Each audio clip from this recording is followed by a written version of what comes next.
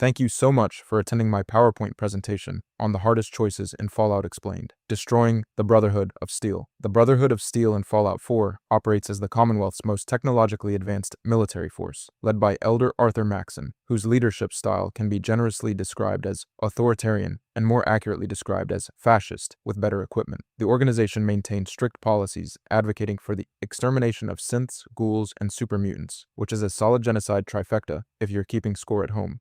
When you side with either the Railroad or the Institute, you're eventually given the opportunity to destroy the Prydwen, the Brotherhood's massive airship headquarters, along with everyone inside it. Now, the particularly devastating aspect of this choice is that you've likely spent dozens of hours working with these people. You've completed their quests. You've earned their trust. You've collected technical documents and killed feral ghouls and done whatever busy work Proctor Quinlan demanded. You know Knight Reese, Scribe Halen, Proctor Ingram, and Paladin Dance by name. And now you're going to murder all of them in a single explosion because you've decided their ideology is incompatible with your preferred ending. The Paladin Dance storyline makes this exponentially worse. If you've completed his personal quest, you know he's a synth, which means the Brotherhood would execute him for being the exact thing they've sworn to destroy. The emotional weight of this revelation, combined with potentially having maxed out his companion affinity, means you're now betraying someone who trusted you completely. Truly inspiring character development on your part. But here's the thing, you spent approximately 40 hours acquiring power armor, modifications, and weapons specifically designed to fight alongside the Brotherhood. And now you're using all of that equipment to fight against them. The irony is that Liberty Prime, the giant robot, programmed to destroy communism and enemies of democracy, will absolutely flatten you if you're near the Prydwen during the assault. Congratulations, you've been deemed a threat to freedom by a machine that throws nuclear footballs. The game forces you to confront the reality that you're eliminating the Commonwealth's only organized military force capable of large-scale operations. The Brotherhood might be authoritarian zealots, but they're also the only faction with vertibirds, energy weapons, and a command structure. You're trading ideological purity for practical security, which I'm sure will work out great when the next super mutant behemoth shows up and nobody has a fat man. Next up is selling your companion into slavery. Selling Arcade Gannon into slavery. Arcade Gannon is widely considered one of the most well-written companions in Fallout New Vegas, which makes sense because he's an intelligent, sarcastic doctor with ties to the Enclave who spends his entire character arc fighting for freedom and opposing Caesar's Legion. His personal quest involves confronting his father's legacy as an Enclave officer and ultimately choosing to help you at Hoover Dam, sometimes even providing you with Enclave remnants power armor. He's basically your gay best friend who occasionally makes Latin jokes and genuinely believes in making the Mojave a better place. And you can sell him into slavery. If you bring Arcade to meet Caesar while having high Legion reputation, a specific dialogue option appears that allows you to offer Arcade as Caesar's personal physician. Caesar accepts this offer because he has a brain tumor and needs medical attention, which makes Arcade valuable. Arcade, who has trusted you enough to reveal his Enclave heritage and follow you across the Mojave,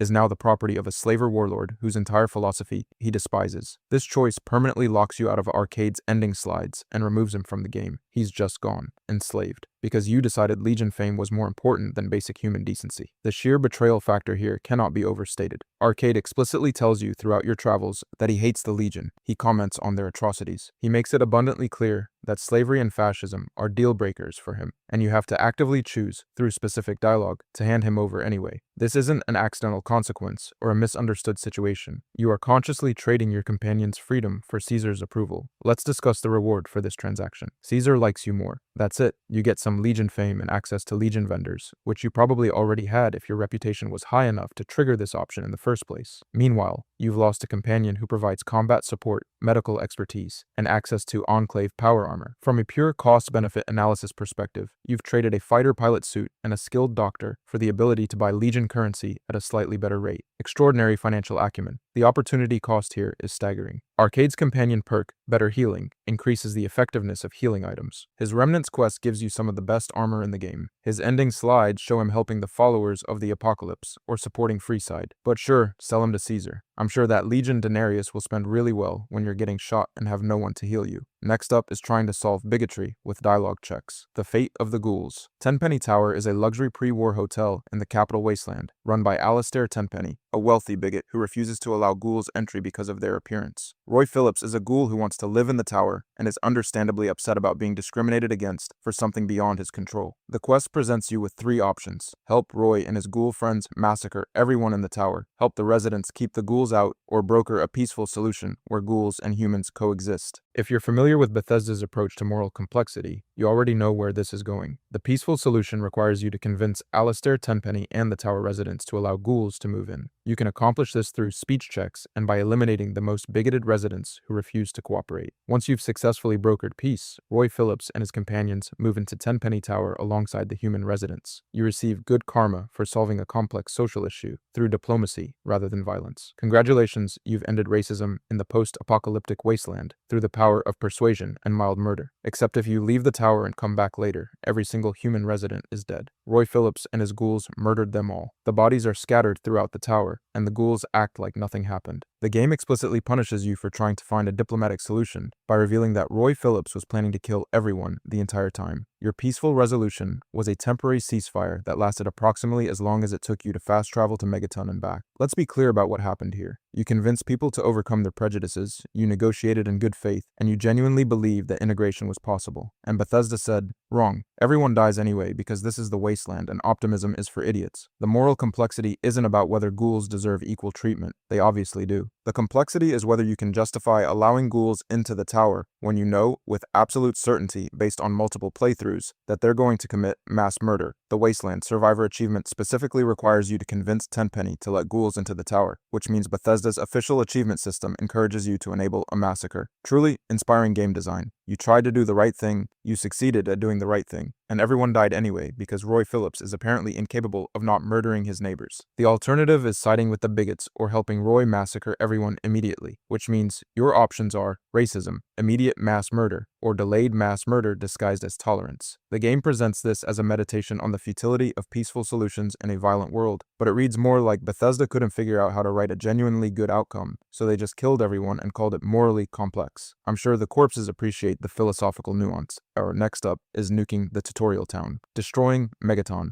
Megaton is the first major settlement you encounter in Fallout 3, built around an undetonated atomic bomb in the center of town. It serves as your initial safe haven, offering merchants, quests, a potential player home, and various named NPCs with their own storylines. Sheriff Lucas Sims protects the town, Moira Brown runs the Craterside supply store and assigns you the Wasteland Survival Guide quest, and dozens of other residents go about their daily lives in relative safety. Mr. Burke, a mysterious man in a suit, approaches you in Moriarty's saloon with an offer from Alistair Tenpenny. Detonate the atomic bomb and destroy Megaton because it ruins Tenpenny's view from his tower. Your reward for committing mass murder is a luxury suite in Tenpenny Tower and some caps. Let's analyze the cost-benefit breakdown here. On one hand, you receive a penthouse apartment with some nice furniture and a view of the mushroom cloud you just created. On the other hand, you've murdered Sheriff Lucas Sims, Moira Brown, Jericho, the entire Stahl family, Billy Creel, Leo Stahl, Stockholm, Deputy Weld, and approximately 40 other named and unnamed residents, including multiple children. You've also permanently removed access to Craterside Supply,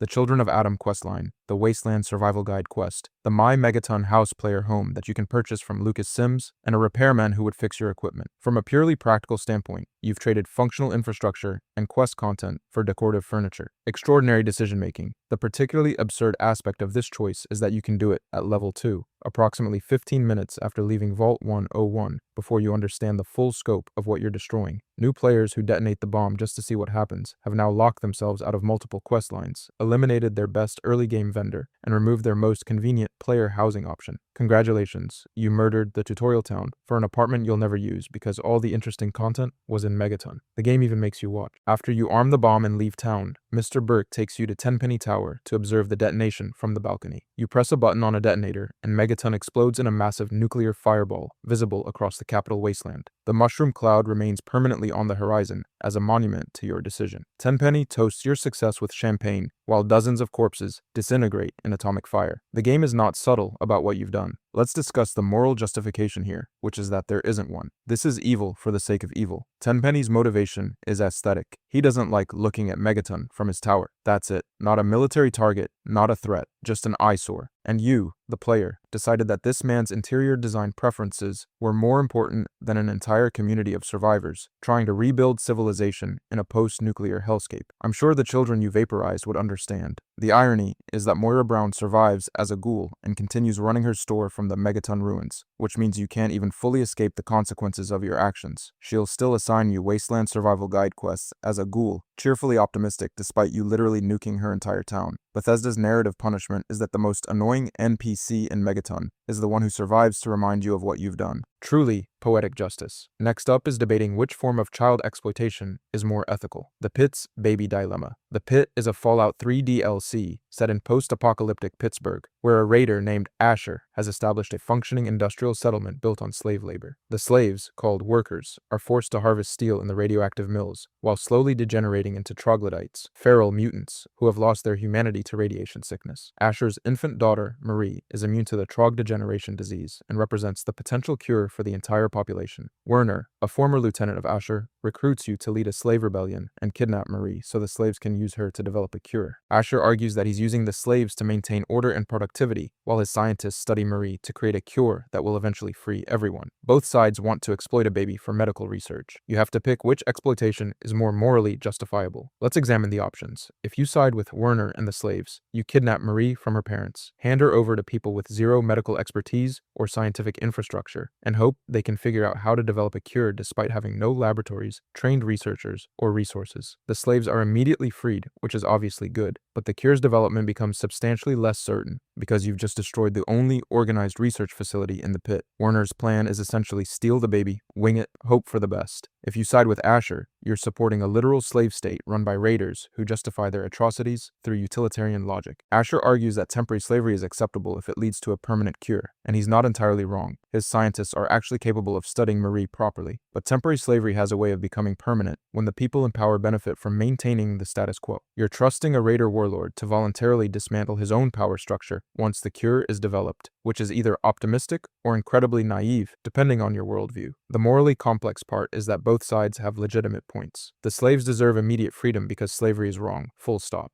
But Asher's methodical approach is more likely to produce a working cure that saves thousands of people from degenerating into feral mutants. The game forces you to weigh immediate justice against long-term survival, and there's no option that doesn't involve treating an infant as a medical resource rather than a human being. Congratulations, you're now debating the ethics of baby kidnapping. This is what you signed up for when you bought a Fallout DLC. The game explicitly refuses to provide a good ending because the entire situation is built on horrific premises. Either you support slavery in the name of scientific progress, or you sabotage scientific progress in the name of immediate freedom. Either you trust a slaver to eventually do the right thing, or you trust a rebellion to figure out medical research with zero training. Either way, Marie is an object whose autonomy doesn't factor into anyone's decision-making process, including yours. The pit doesn't punish you for making the wrong choice because there is no wrong choice. Both options are morally compromised. You're not solving the problem. You're deciding which flavor of ethical catastrophe you can best justify to yourself. The DLC's message is that sometimes the wasteland doesn't offer good solutions, only varying degrees of terrible ones, and you have to live with whatever consequences emerge from your decision. I'm sure that's very comforting when you're explaining to Marie's parents why you stole their baby, or explaining to the slaves why they need to remain property for the greater good. From a purely practical standpoint, you're going to hell regardless of which option you choose. Might as well pick the one that lets you sleep at night, assuming you're capable of sleep after participating in infant-based medical ethics debates. Next up is bombing your son's legacy, blowing up the Institute. The Institute is an underground scientific facility beneath the ruins of MIT, representing the Commonwealth's most advanced technological achievement and humanity's best chance at rebuilding pre-war civilization. It's run by your son Sean, who you've been searching for throughout the entire game, except he's now an elderly man dying of cancer who goes by Father and leads an organization responsible for kidnapping, replacement, experimentation, and the systematic destabilization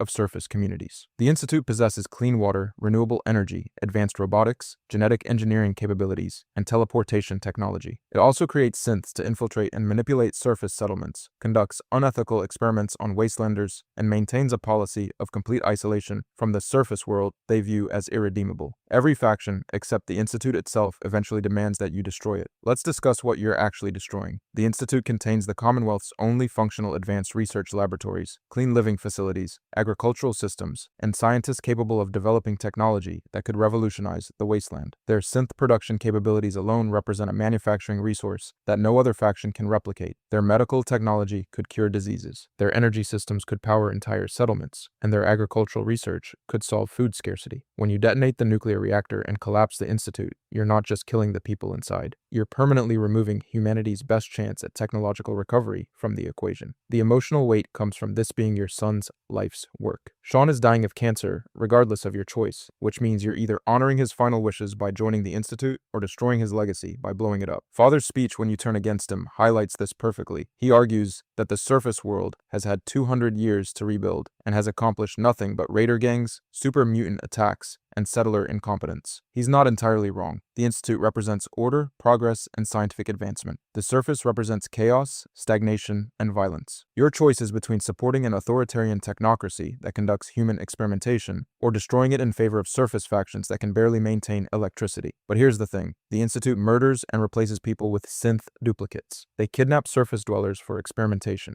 They created super mutants by experimenting on wastelanders, and then released them to terrorize the Commonwealth. They treat surface humans as expendable resources rather than people worth saving. The Railroad, Brotherhood, and Minutemen all independently conclude that the Institute must be destroyed because its continued existence represents a threat to everyone above ground. The moral calculation isn't about whether the Institute does good science. It's about whether scientific progress justifies systematic human rights violations. Congratulations. You're now weighing your son's dying legacy against the suffering of thousands of Commonwealth residents. This is definitely a normal thing to experience in a video game about collecting bottle caps. The game forces you to choose between familial loyalty and moral principles, between technological advancement and human dignity, between your son's vision of humanity's future and the actual humans currently suffering under that vision. If you side with the Institute, you're supporting an organization that views surface dwellers as primitive test subjects. If you destroy it, you're eliminating the Commonwealth's only chance at advanced medical care, clean water systems, and technological progress. Either way, you're making a decision that will shape the Commonwealth's future for generations, assuming there are any generations left after the Brotherhood, Railroad, or Minutemen finish their respective plans for post-Institute governance. The irony is that Father is completely correct about surface dwellers being unable to govern themselves effectively. The Minutemen collapsed before you rebuilt them. The Railroad is a single-issue activist group with no plan for actual governance. The Brotherhood is a militaristic cult obsessed with hoarding technology. None of these factions can replicate what the Institute provides, which means destroying it genuinely does set back human progress by centuries. But the Institute's progress was built on kidnapping, murder, and treating wastelanders as lab rats, so perhaps humanity doesn't deserve progress if this is the cost. Also, you're bombing the only place in the Commonwealth with clean bathrooms and functional plumbing. Let's not overlook the practical considerations here. Next up is letting go, except you won't. Sacrificing companions in Dead Money. Dead Money is a Fallout New Vegas DLC that traps you in the Sierra Madre Casino with 3 companions, Dean Domino, Dog/God, and Christine, all wearing explosive collars that detonate if you stray too far from each other or trigger the casino's radio signals. The entire DLC is a survival horror experience built around resource scarcity, toxic clouds, and the thematic concept of letting go of greed and obsession. Father Elijah, the former Brotherhood elder who orchestrated this nightmare, promises that the Sierra Madre's vault contains enough pre-war treasure to rebuild civilization. When you finally reach the vault, you discover it's filled with gold bars worth 389,000 caps total, except each bar weighs 35 pounds. You're over-encumbered instantly, and Elijah is about to trap you inside forever. The companions you've spent the entire DLC with all have personal redemption arcs. Christine Royce is a Brotherhood scribe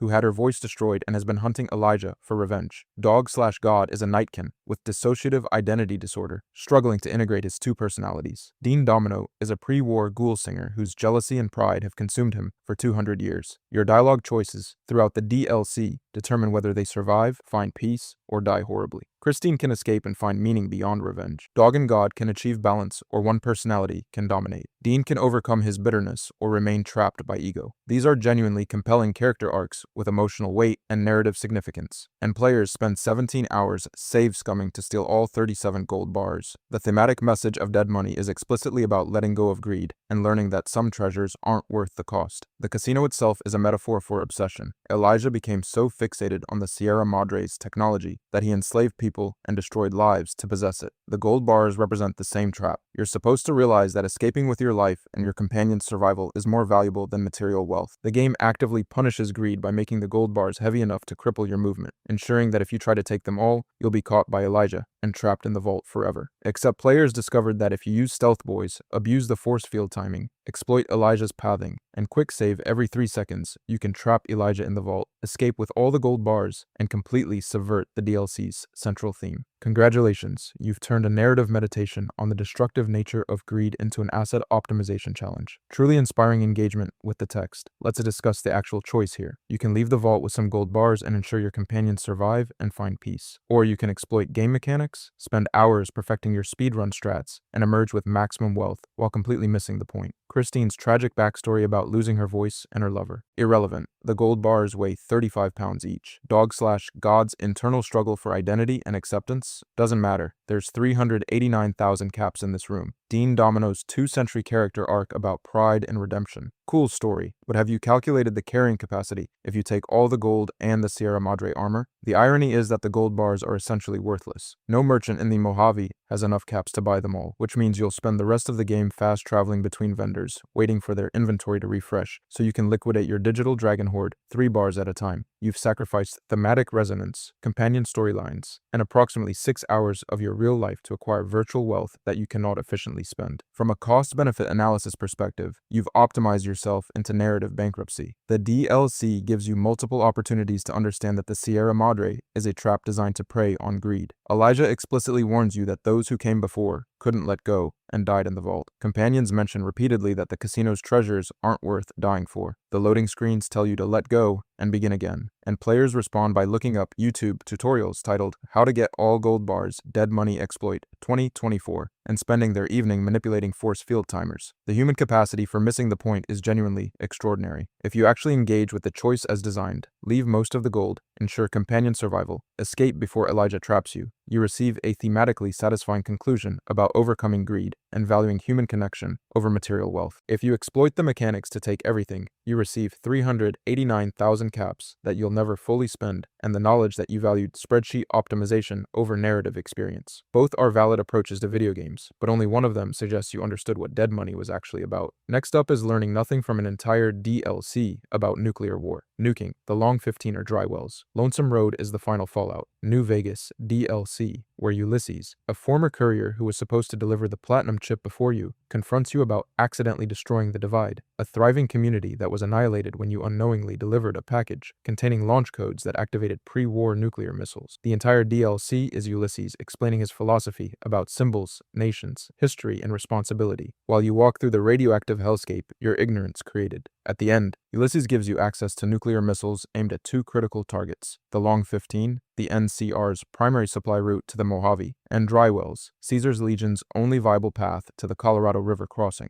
You can launch at the NCR, launch at the Legion, launch at both, or convince Ulysses to stand down and launch neither. Let's examine what you're actually destroying. The Long 15 is a highway carrying NCR supplies, reinforcements, and civilian travelers between California and the Mojave wasteland. Nuking it kills thousands of NCR soldiers, civilians, merchants, and refugees, cripples the Republic's ability to supply troops at Hoover Dam, and permanently weakens their presence in the region. The ending slides explicitly state that the NCR's advanced stalls, supply lines collapse, and the Republic's expansion efforts are set back years. You're not hitting a military base, you're nuking a highway filled with supply caravans and civilian traffic. Congratulations, you've committed a war crime against the faction trying to establish democratic governance in the wasteland. Dry Wells is Caesar's Legion's only practical route to the Mojave from Arizona. Nuking it destroys their supply lines, kills Legion soldiers and support staff, and effectively traps a significant portion of Caesar's army east of the Colorado River. This cripples the Legion's ability to reinforce their positions and threatens their entire Hoover Dam campaign. Unlike the Long 15, which affects civilians, Dry Wells primarily impacts military targets, which makes it slightly less morally reprehensible. Slightly. You're still launching nuclear weapons at human beings, which is generally frowned upon by international law and basic ethics. The option to launch both missiles exists for players who believe that diplomatic solutions involving intercontinental ballistic missiles are a coherent strategy. If you nuke both the NCR and Legion, you've effectively destabilized the entire Mojave by crippling both major factions simultaneously, ensuring that the region descends into chaos regardless of who wins at Hoover Dam. This is the accelerationist approach to wasteland politics, where you've decided that if you can't fix the problem, you might as well make it exponentially worse. Truly visionary leadership. The thematic weight here is that Ulysses spent the entire DLC explaining how the Divide was destroyed because you unknowingly delivered nuclear launch codes, and now he's offering you the chance to consciously repeat that exact mistake. The Divide's destruction was an accident born of ignorance. Launching nukes at the Long 15 or Dry Wells is a deliberate choice made with full knowledge of the consequences. Ulysses' entire philosophical argument is about bearing the weight of your actions and understanding that history repeats when people refuse to learn from it. limit, and the game gives you the option to prove him right by launching more nukes because apparently you learned absolutely nothing. If you convince Ulysses to stand down through speech checks, you can prevent the launches entirely and gain access to the missile silo for personal use later. This is the good ending, where you demonstrate growth, reject the cycle of violence, and prove that humanity can choose a different path. It's also the ending that most players ignore because they want to see the mushroom clouds and acquire the unique weapons that spawn in the nuked zones. The human capacity for choosing spectacle over wisdom is genuinely remarkable. Let's discuss the practical consequences. Nuking the Long 15 gives you access to the Crow's Nest, a location with unique items and enemies, but permanently weakens the NCR in all ending slides. Nuking Drywells gives you access to the Twisted Hares camp with Legion-specific loot, but cripples the Legion's military capacity.